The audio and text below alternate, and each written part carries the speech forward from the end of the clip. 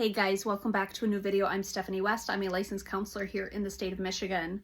Today it's a very direct question, and it's one that I've actually kind of posed to several clients over this last couple weeks.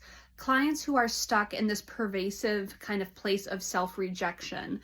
This, I'm not doing enough, I'm not good enough, I'm not, producing enough, all of the things.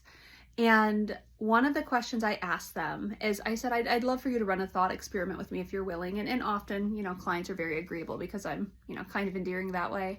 And sometimes it can be a hard thought question, but they tend to agree. And I said, over the last couple weeks to several clients, I said, I want you to imagine you go to the doctor tomorrow.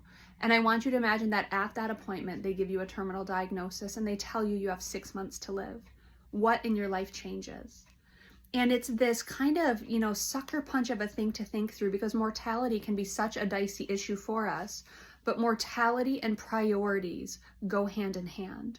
If we are willing to explore our mortality, if we are willing to reconcile that all we have is today and our time and our options, and we have choices to make with that, and eventually those opportunities will go away at some point, whether it's tomorrow, whether it's 50 years down the road, it doesn't matter. The end's a coming at some point. When we sit in that and we wrestle it out, it tends to give us more of a global view of our life. And when I ask a client to think through what would change, there's really two directions it tends to take.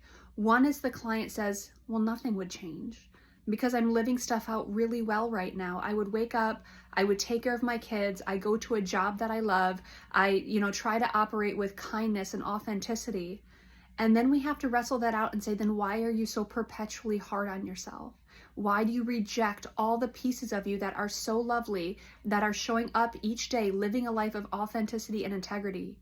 Why are we continuing to do that if you're living out your values, you're living out your purpose? We've got some work to do. The second place that it shows up when I ask clients, or the second path that it can take, is a client says everything would change. I would spend time with people I love. I wouldn't work as much. I would, spend differently. I would travel. I would take risks, or whatever it is. Then we say, okay, let's get to work, because you're under-living what you would want to be true for your life right now, or you're living your life in different directions from what feels appropriate for you, what feels best.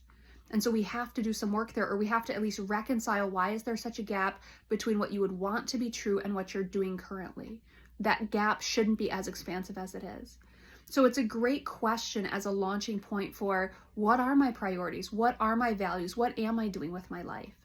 A lot of people refuse to look at mortality. A lot of people live their lives on autopilot, but guess how many people's autopilots are disruptive when they actually do go to the doctor and the doctor says, okay, now we have a timeline.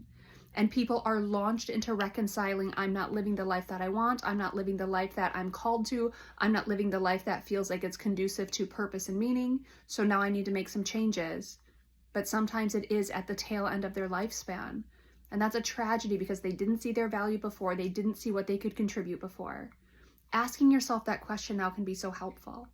And you know what? If you are living the exact life that feels congruent with your values, with your principles, with how you want to show up and with whom you want to show up, maybe don't wrestle out this pervasive sense of dis-ease or this pervasive sense of, being underwhelmed with your life. Maybe you wrestle out that things are actually okay and I'm actually okay and I'm living things out well.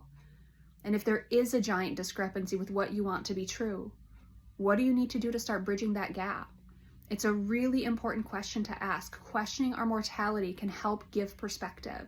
So I want to encourage you to think through, what would it look like if you got that diagnosis? What would change?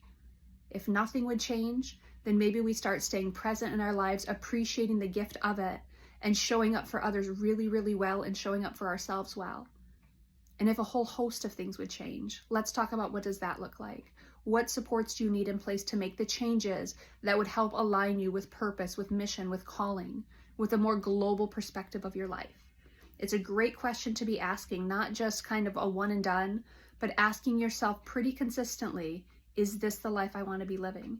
Is this how I want to contribute? Am I living into my potential? Am I living into my calling? It's a great question to be revisiting again and again.